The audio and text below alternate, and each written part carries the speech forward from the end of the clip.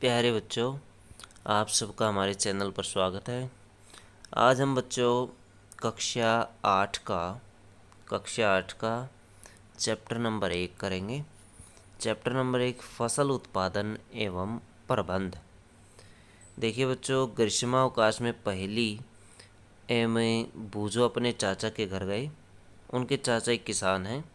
एक दिन उन्होंने किस खेत में कुछ औजार देखे, जैसे कि खुरपी, दराती, बेलचा, हल इत्यादि।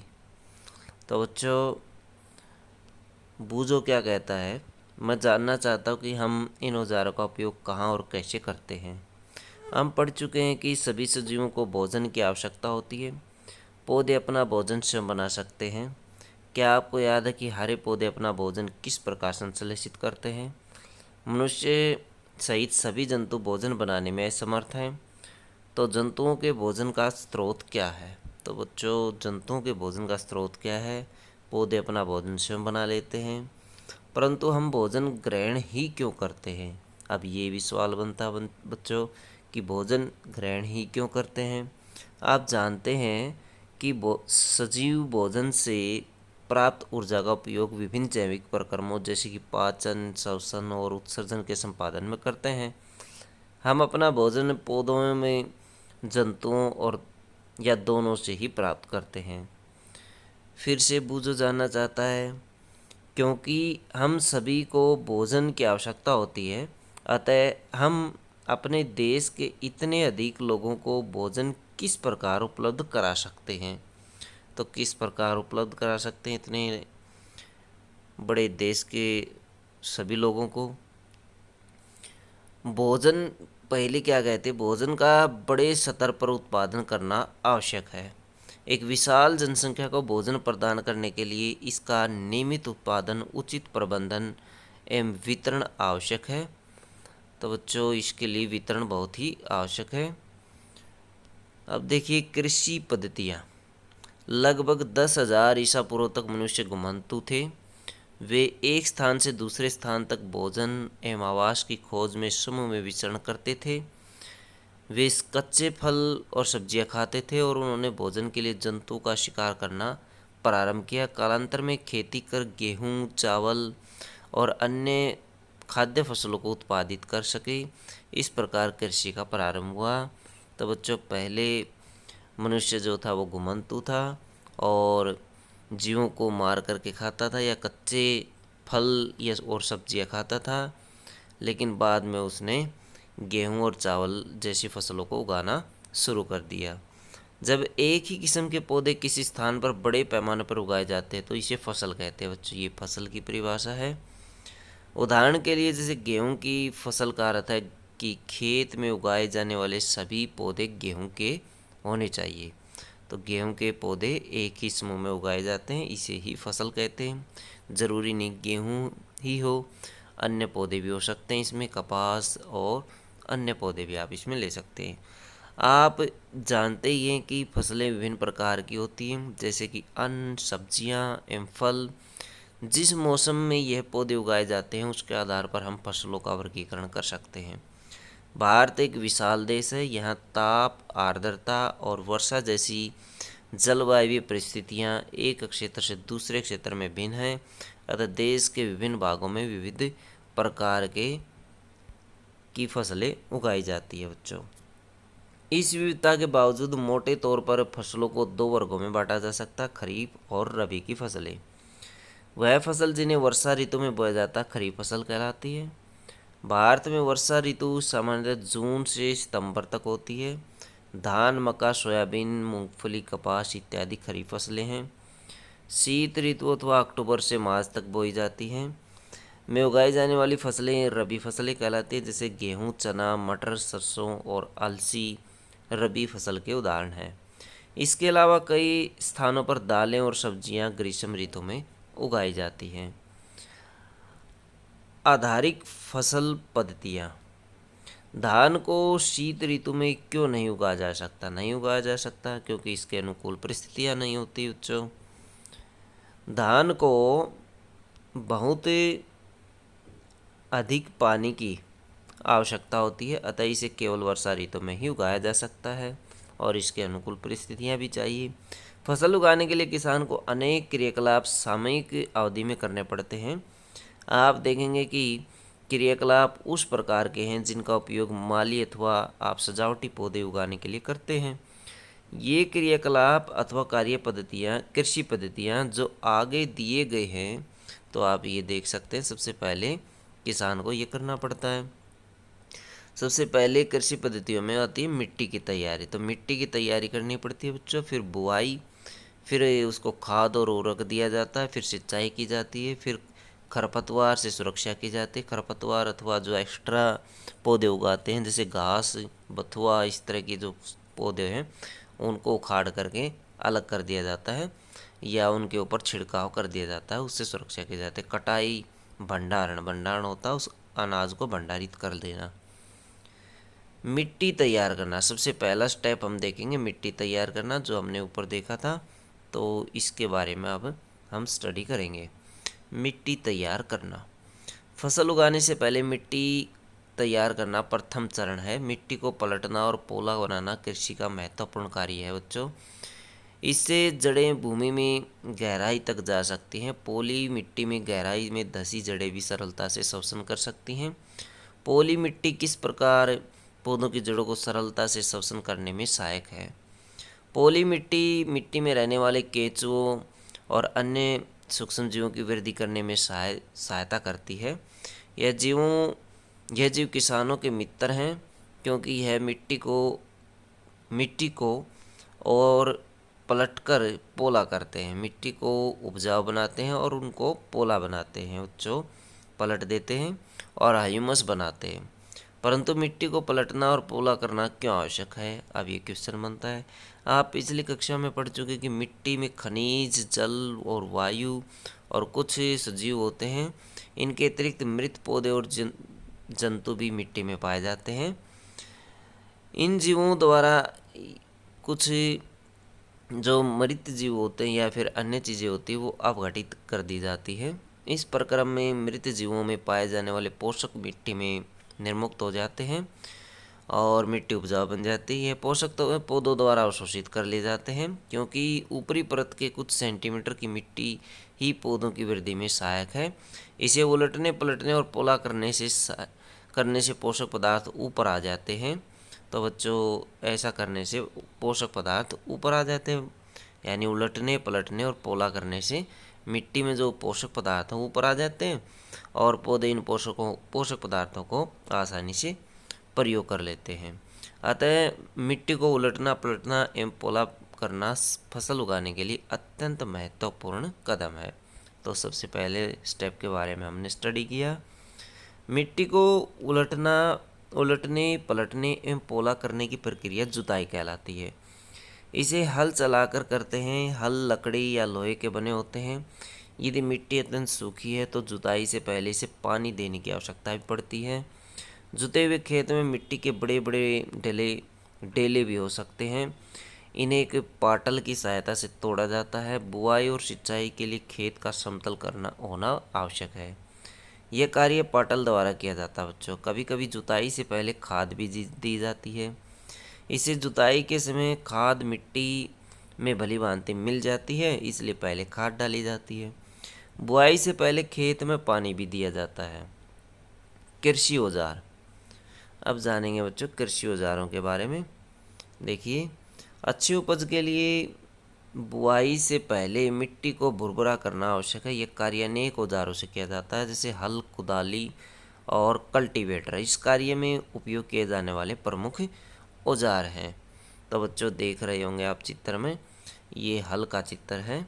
तो हल की सहायता से मिट्टी को पलटा जाता, उल्ट पुल्ट किया जाता है और उसको अगर वो बड़े बड़े अगर डेले हैं तो उनको पाटल की सहायता से तोड़ा जाता है। ये देख सकते हैं, हल का चित्र देख सकते हैं। ये सैफट है, ये वाला हिस्सा सैफट है और ये वाला हिस्सा फाल होता है, फाल। और ये जोत होती है बच्चों, जोत जो बैलों के कंधों पर रखी जाती है। तो बच्चों देखिए, हल के अंदर क्या क्या चीज़ें होती हैं। हल के बारे में, प्राचीन काल से ही हल का उपयोग जुताई, खाद उर्वरक मिलाने, खरपतवार निकालने और मिट्टी के खुरचने के लिए किया जाता है। यह औजार लकड़ी का बना होता है, जिसे बैलों की जोड़ी अथवा अन्य पशुओं जैसे घोड़ा और ऊंट की सहायता से खींचा जाता है।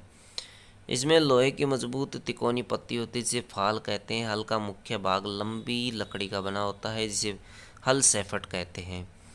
इसके एक सिरे पर हैंडल होता है और दूसरा सिरा जोत के डंडे से जुड़ा होता है, जिसे बैलों की गर्दन के ऊपर रख करके खींचा जाता है अथवा रखा जाता है बच्चों। एक जोड़ी बैल और एक आदमी से सरलता से खींच सकता है अथवा चला सकता है। आजकल लोहे के हल बड़ी तेजी से देसी लकड़ी के हल की जगह ले रहे हैं। कुदाली, देखिए बच्चों, कुदाली क्या होती है? ये एक सरल औजार है जिसका उपयोग खरपतवार निकालने और मिट्टी को पोला करने के लिए किया जाता है। इसमें लकड़ी और लोहे की छड़ होती है, जिसके एक सिरे पर लोहे की चौड़ी और मुड़ी हुई प्लेट लगी होती है बच्चों। देखिए ये है कुदाली। कुदाली का चित्र आप देख रहे होंगे। ये पकड़ हिस्सा है, ये हैंडल है, ये जोत है, ये मुड़ी प्लेट है और ये छड़ है बच्चों, लोहे की छड़ लगी होती है जो ब्लेड की तरह कार्य करती है। ये मुड़ी हुई प्लेट है जो ब्लेड की तरह कार्य करती है। इसका दूसरा सिरा पशुओं द्वारा खींचा जाता है। ये जोत वाला सिरा पशुओं के कंधे पर रखा जाता है जो पशु खींचते हैं। कल्टीवेटर, आजकल जुताई ट्रैक्टर द्वारा संचालित कल्टीवेटर से की जाती है। कल्टीवेटर के उपयोग से श्रम एवं समय दोनों की बचत होती है। जैसे चित्र में आप देख रहे होंगे, कल्टीवेटर का चित्र है, ये ट्रैक्टर के पीछे बंधा हुआ है। तो इनसे कल्टीवेटर की सहायता से हम समय बचा सकते हैं। आगे देखिए बच्चों, बुआई। बुआई क्या होती है? बुआई फसल उत्पादन का सबसे महत्वपूर्ण चरण है। बोने से पहले अच्छी गुणवत्ता वाले साफ और स्वस्थ बीजों का चयन किया जाता है। किसान अधिक उपज देने वाले बीजों को प्राथमिकता देता है। बीजों का चयन, एक दिन मैंने अपनी माँ को देखा कि माँ चने के कुछ बीज एक बर्तन में रख कर उसमें कुछ पानी डाल रही है। कुछ मिनट पश्चात कुछ बीज पानी के ऊपर तैरने लगे। मुझे आश्चर्य हुआ कि कुछ बीज पानी के ऊपर क्यों तैरने लगे। जो बीज पानी में डूब गए वो सही हैं, ठीक हैं, स्वस्थ हैं, लेकिन जो बीज पानी के ऊपर तैरने लगे वो स्वस्थ बीज नहीं हैं अथवा उनको बुआई के लिए हम नहीं ले सकते। एक क्रियाकलाप करते हैं बच्चों। देखिए क्रियाकलाप क्या है। 1.1, एक बीकर लेकर इसे पानी से आधा भरिए। इसमें एक मुट्ठी गेहूं के दाने डालकर भली भांति हिलाइए। कुछ समय पश्चात प्रतीक्षा कीजिए। क्या कुछ बीज जल के ऊपर तैरने लगे? जो बीज पानी में बैठ जाते वे हल्के हैं या भारी हैं। अक्षतिग्रस्त बीज खोखले हो जाते हैं और इस कारण पानी पर तैरने लग जाते हैं, अतः यह जल पर तैरने लगते हैं। अच्छे और स्वस्थ बीजों को अक्षतिग्रस्त बीजों से अलग करने की यह एक अच्छी विधि है। बुआई से पहले बीज बोने के औजारों के बारे में जानना बहुत ही आवश्यक है। तो बच्चों जानते हैं पहले औजार के बारे में, परंपरागत औजार। देखिए परंपरागत रूप से बीजों की बुआई में इस्तेमाल किया जाने वाला औजार कीप के आकार का होता है। बीजों को कीप के अंदर डालने पर यह 2 या 3 नुकीले सिरों वाले पाइपों से गुजरते हैं। ये सिरे मिट्टी को भेद करके मिट्टी बीज को स्थापित कर देते हैं। बच्चों ये देखिए, ये बीज बोने का तरीका। ये हल के साथ ओरना नामक यंत्र होता है जो जोड़ दिया जाता है। यहाँ पर बीज डाल दिए जाते हैं और बीज नीचे से जा कर के मिट्टी में निरूपित कर दिए जाते हैं बच्चों। तो इस तरह से इनको बो दिया जाता है बीजों को। आगे देखिए बच्चों, सीड ड्रिल। एक औजार है सीड ड्रिल। आजकल बुआई के लिए ट्रैक्टर द्वारा संचालित सीड ड्रिल का उपयोग होता है। इसके द्वारा बीजों में समान दूरी और गहराई बनी रहती है, सुनिश्चित करता है कि बुआई के बाद बीज मिट्टी द्वारा ढक दिए जाते हैं। इसमें बीजों को पक्षियों द्वारा खाए जाने से रोका जा सकता है बच्चों। सीड ड्रिल द्वारा बुआई करने से समय और श्रम दोनों में ही बचत होती है। मेरे विद्यालय के समीप एक पौधशाला अथवा नर्सरी है। मैंने देखा कि पौधे छोटे छोटे थैलों में रखे हैं। वे इस प्रकार क्यों रखे गए हैं? धान जैसे कुछ पौधों के बीजों को पहले पौधशाला में उगाया जाता है। पौध तैयार हो जाने पर उन्हें हाथों द्वारा खेत में रोपित कर दिया जाता है बच्चों। ऐसे कुछ पौधे होते हैं जो केवल नर्सरी में तैयार हो सकते हैं और नर्सरी में तैयार करने के बाद ही उनको पौधशाला से खेत में बोया जाता है अथवा रोपित किया जाता है।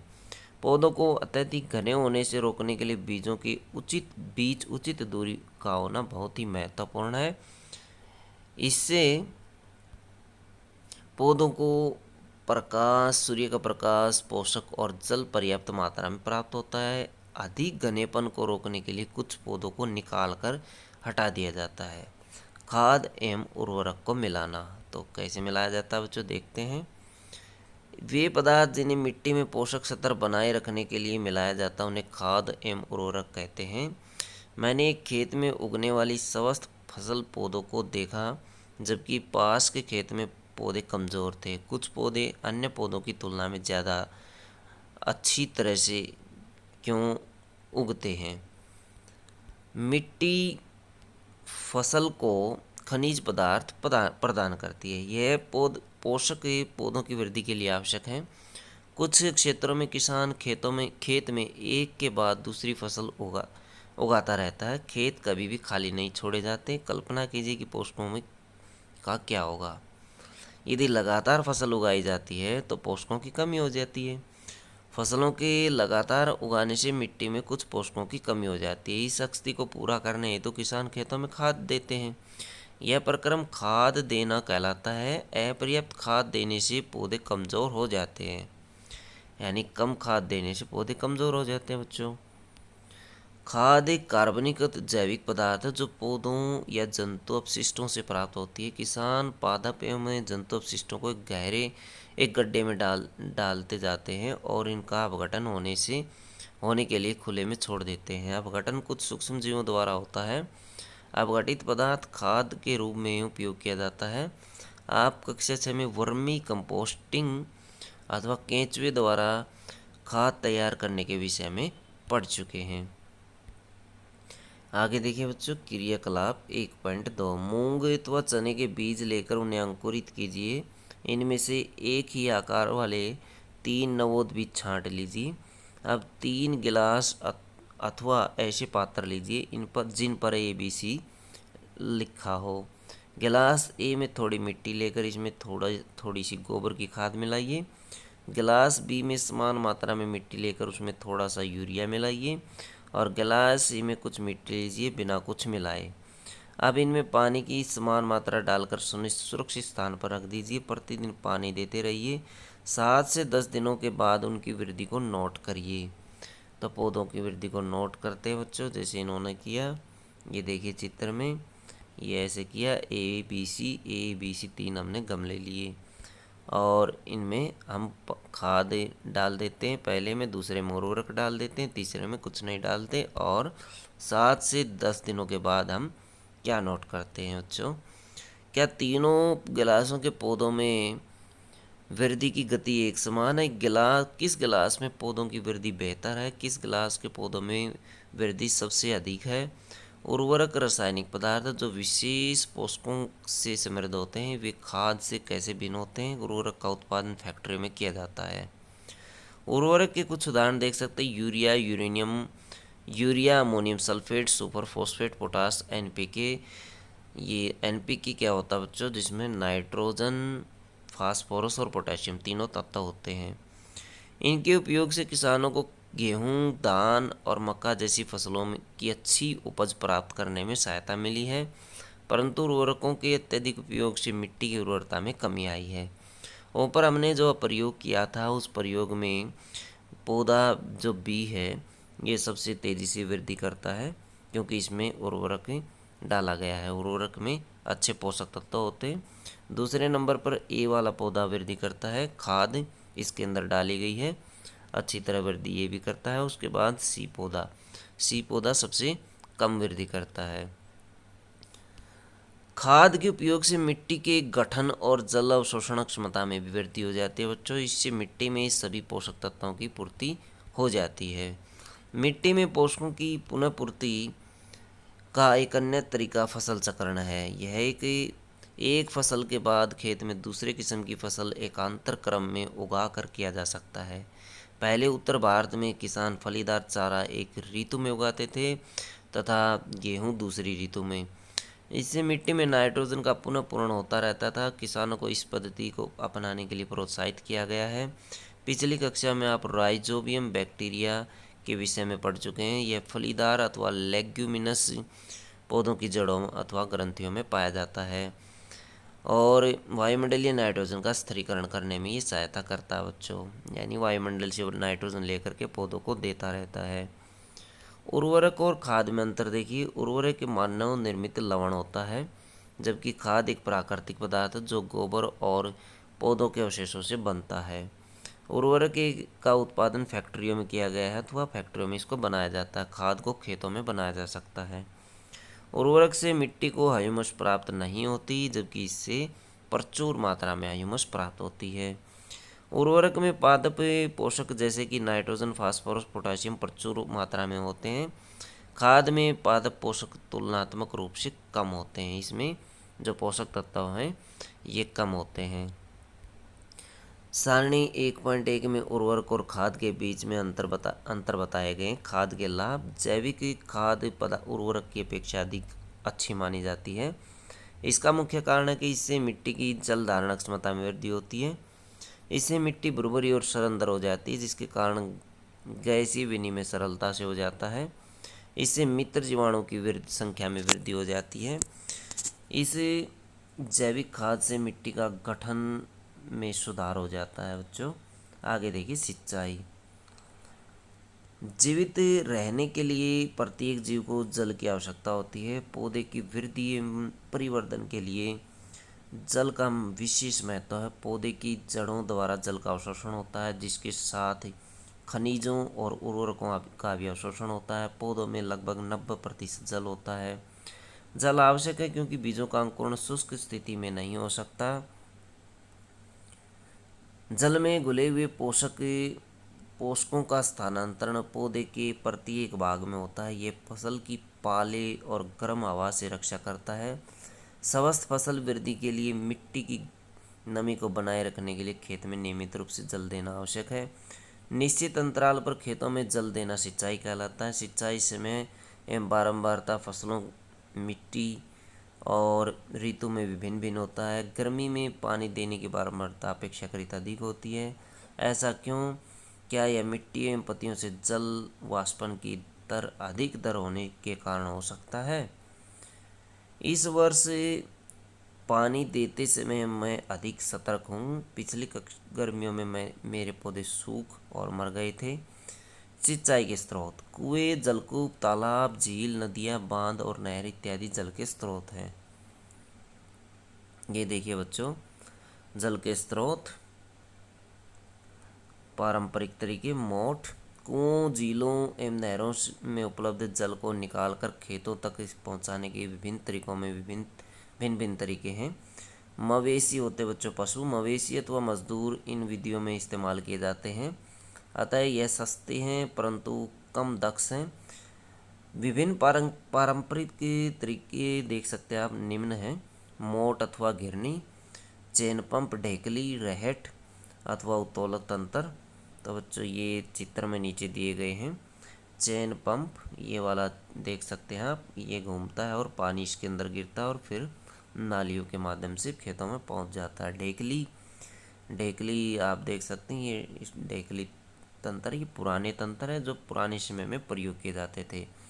आजकल इनमें सुधार हो गया है। सबसे मशहूर और सबसे ज़्यादा प्रयोग किया जाने वाला ये वाला तंत्र है बच्चों, ये रहट नामक तंत्र है जो सबसे ज़्यादा प्रयोग किया जाता था पुराने समय में। जल को ऊपर खींचने के लिए सामान्यतः पंप का उपयोग किया जाता है। पंप चलाने के लिए डीजल, बायोगैस, विद्युत एवं सौर ऊर्जा का उपयोग किया जाता है। आधुनिक सिंचाई की विधियाँ। अब देखिए बच्चों, आज के समय में जो प्रयोग की जाती सिंचाई की विधियाँ। सिंचाई की आधुनिक विधियों द्वारा हम जल का उपयोग मितव्ययता से कर सकते हैं। मितव्ययता होती है बच्चों कम खर्च। छिड़काव तंत्र। इस विधि का उपयोग समतल भूमि के लिए किया जाता है जहाँ पर जल कम मात्रा में उपलब्ध हो। ऊर्ध्व पाइपों अथवा नलों के ऊपरी सिरों पर घूमने वाले नोजल लगे होते हैं। यह पाइप निश्चित दूरी पर मुख्य पाइप से जुड़े होते हैं। देख सकते हैं बच्चों, ये मुख्य पाइपें हैं यहाँ पर दो, और इससे छोटी छोटी पाइपें जोड़ दी जाती हैं और ऊपर नोजल लगा दिए जाते हैं। जब पंप की सहायता से जल मुख्य पाइप में भेजा जाता है तो वो घूमते हुए नोजल से बाहर निकलता है। इसका छिड़काव पौधों पर इस प्रकार होता है कि जैसे वर्षा हो रही है। इसको फव्वारा सिस्टम भी कहा जाता है बच्चों। इसका छिड़काव पौधों पर इस प्रकार होता है कि जैसे वर्षा हो रही है। छिड़काव लॉन, कॉफ़ी की खेती और एवं कई अन्य फसलों के लिए अत्यंत उपयोगी है। ड्रिप सिस्टम, इस विधि में जल बूंद बूंद करके सीधे पौधे की जड़ों में गिरता है, अतः इसे ड्रिप सिस्टम कहते हैं। फलदार पौधों, बगीचों, वृक्षों को पानी देने का यह एक महत्वपूर्ण अथवा सर्वोत्तम तरीका है। इससे पौधों को बूंद बूंद करके जल प्राप्त होता है, जैसे चित्र में देख सकते हैं। इस विधि में जल बिल्कुल व्यर्थ नहीं होता है, अतः यह जल की कमी वाले क्षेत्रों के लिए एक वरदान है बच्चों। देख सकते हैं ये ड्रिप सिस्टम है। ड्रिप सिस्टम में क्या होता है, ये पाइपें लगी होती हैं और पौधों की जड़ों के बिल्कुल नज़दीक छोटी पाइपें अथवा होल कर दिया जाता है, जिसमें ड्रिप ड्रिप करके अथवा बूंद बूंद करके पानी गिरता रहता है और इसमें पानी की काफ़ी बचत हो जाती है। खरपतवार से सुरक्षा, देख सकते हैं खरपतवार होती है बच्चों अवांछनीय घास और अवांछनीय पौधे जो फसल के साथ उग जाते हैं और जो फसल को बढ़ने नहीं देते। बूझ और पहली निकट के गेहूं के खेत में गए और उन्होंने देखा कि खेत में फसल के साथ कुछ अन्य पौधे भी उग रहे हैं। क्या ये अन्य पौधे विशेष उद्देश्य के लिए उगाए गए हैं? खेत में कई अवांछित पौधे प्राकृतिक रूप से फसल के साथ उग जाते हैं। इन अवांछनीय पौधों को खरपतवार कहते हैं। खरपतवार हटाने को निराई कहते हैं। निराई आवश्यक है क्योंकि खरपतवार जल, पोषक और जगह और प्रकाश की स्पर्धा कर फसल की वृद्धि के पर प्रभाव डालती है। फसल की वृद्धि पर प्रभाव डालते हैं। कुछ पर खरपतवार कटाई में भी बाधा डालते हैं और मनुष्य और पशुओं के लिए विषैले हो सकते हैं। खरपतवार को हटाने और उनकी वृद्धि को नियंत्रित करने के लिए किसान विभिन्न तरीके अपनाता है। फसल उगाने से पहले खेत जोतने से खरपतवार उखाड़ने और हटाने में सहायता मिलती है। इससे खरपतवार पौधे सूख कर मर जाते हैं और मिट्टी में मिल जाते हैं। खरपतवार हटाने का सर्वोत्तम समय उसमें पुष्पण और बीज बनने से पहले का होता है। खरपतवार पौधों को हाथ से जड़ सहित उखाड़कर और भूमि से निकट से काट करके समय समय पर हटा दिया जाता है। यह कार्य खुरपी और हैरों की सहायता से किया जाता है। रसायनों के उपयोग से भी खरपतवार नियंत्रण किया जाता है, जैसे खरपतवार नाशी इनको कहा जाता है, जैसे 2,4-D। खेतों में इनका छिड़काव किया जाता है जिससे खरपतवार मर जाते हैं, परंतु फसल को कोई हानि नहीं होती है। खरपतवार नाशी को जल में आवश्यकता अनुसार मिलाकर स्प्रे अथवा फुहारा की सहायता से खेत में छिड़काव किया जाता है, जैसे आप चित्र में देख सकते हैं। तो ये देखिए बच्चों चित्र में ये स्प्रे किया जाता है, इसे छिड़काव किया जाता है, इससे खरपतवार को नष्ट किया जा सकता है। क्या खरपतवार नाशी का प्रभाव इनको छिड़कने वाले व्यक्ति पर भी पड़ता है? बिल्कुल पड़ता है। जैसा पहले बताया गया है, खरपतवार की वृद्धि के समय और पुष्पण एवं बीज बनने के पहले ही खरपतवार नाशी का छिड़काव करते हैं। खरपतवार नाशी के छिड़काव से किसान के स्वास्थ्य पर भी प्रभाव पड़ सकता है, अतः उन्हें इन रसायनों का प्रयोग सावधानीपूर्वक करना चाहिए। छिड़काव करते समय उन्हें अपना मुंह और नाक कपड़े से ढक लेनी चाहिए। कटाई, बच्चों देखिए कटाई क्या होती है। फसल की कटाई एक महत्वपूर्ण कार्य है। फसल पक जाने के बाद उसे काटना कटाई कहलाता है। कटाई के दौरान या तो पौधों को खींचकर उखाड़ देते हैं अथवा उसे धरातल के पास से काट लेते हैं। एक अनाज फसल को पकने में लगभग 3 से 4 महीने का समय लगता है। हमारे देश में दराते की सहायता से हाथ द्वारा कटाई की जाती है, जैसे चित्र में आप देख रहे हैं, हांसिया अथवा दराती। एक मशीन का उपयोग भी इसमें किया जाता है जिसे हार्वेस्टर कहते हैं। काटी गई फसल से बीज अथवा दानों को भूसे से अलग करना थ्रेशिंग प्रक्रिया कहलाता है। यह कार्य कंबाइन मशीन द्वारा किया जाता है। ये कंबाइन मशीन आप देख सकते हैं बच्चों चित्र में, जो वास्तव में एक हार्वेस्टर और थ्रेशर का संयुक्त रूप होती है। ये इस तरह से बनती है। छोटे खेत वाले किसान अनाज के दानों को फटक कर अथवा विनोइंग प्रक्रिया के द्वारा अलग करते हैं। आप इसके विषय में कक्षा 6 में पढ़ चुके हैं बच्चों। ये विनोइंग प्रक्रिया है। कटाई पड़ाव, 3-4 महीनों के कठोर परिश्रम के बाद कटाई का समय आता है। स्वर्णिम दानों से भरी खड़ी फसल किसानों के हृदय में उल्लास और अच्छे समय का भाव संचारित करती है। ये समय थोड़ा आराम करने और खुशी मनाने का है, क्योंकि पिछली ऋतु के पर्यटन का फल मिलता है। इसलिए भारत के सभी भागों में कटाई का समय हर्षोल्लास एवं खुशी का होता है। पुरुष एवं महिलाएं सभी मिलकर के इस पर्व को मनाते हैं। कटाई ऋतु के साथ कुछ विशेष पर्व जैसे पोंगल, वैशाखी, होली, दिवाली, नवन्या और बिहू आदि त्यौहार इससे जुड़े हुए हैं अथवा इस दौरान आते हैं। भंडारण। उत्पादन का भंडारण एक महत्वपूर्ण कार्य है। यदि फसल के दानों को अधिक समय तक रखना हो तो उन्हें नमी, कीट, चूहों और सूक्ष्म जीवों से सुरक्षित रखना होगा। ताज़ा फसल में नमी की मात्रा अधिक होती है। यदि फसल के दानों, बीजों को सुखाए बिना भंडारित किया गया तो उनके खराब होने अथवा जीवों द्वारा आक्रमण से वे अंकुरण के लिए अनुपयोगी हो जाते हैं। अतः भंडारण से पहले दानों अथवा बीजों को धूप में सुखाना आवश्यक है। इससे उनकी नमी में कमी आ जाएगी। इससे उनकी कीट, पीड़कों, जीवाणु और कवक से सुरक्षा हो जाती है। किसान अपनी फसल उत्पाद का भंडारण जूट के बोरों, धातु के बड़े पात्रों में करते हैं, परंतु बीजों का बड़े पैमाने पर भंडारण साइलो अथवा भंडार गृहों में किया जाता है, जिससे उनको बच्चों पीड़कों जैसे कि चूहे, कीटों से सुरक्षित रखा जा सके। नीम की सूखी पत्तियां घरों में अनाज भंडारण के लिए उपयोग किए जाते हैं। बड़े भंडार घरों में अनाज को पीड़कों और सूक्ष्म जीवों से सुरक्षित रखने के लिए रासायनिक उपचार भी किया जाता है। देख रहे हैं बच्चों, ये भंडारण की तकनीक, ये देख सकते हैं, ये तकनीक बोरियों के अंदर अनाज भर करके रखा जाता है। ये देखिए भंडारण हेतु साइलों का प्रयोग किया जाता है। बड़ी बड़ी टंकियाँ होती हैं, इनमें भंडारित कर दिया जाता है। आगे देखिए जंतुओं से भोजन। अपनी अभ्यास पुस्तिका में निम्न तालिका बनाकर उसे पूरा करिए। खाद्य पदार्थ स्रोत। दूध हमें कहाँ से प्राप्त होता है? गाय, भैंस, बकरी, ऊँट, इस तरह से ऊँटनी, ये सब देख सकते हैं आप, ये भर सकते हैं इस तालिका को। जो खाद्य पदार्थ हैं वो प्राप्त कहाँ कहाँ से, जैसे अंडा कहाँ से प्राप्त होता है? मुर्गी से हमें प्राप्त होता है।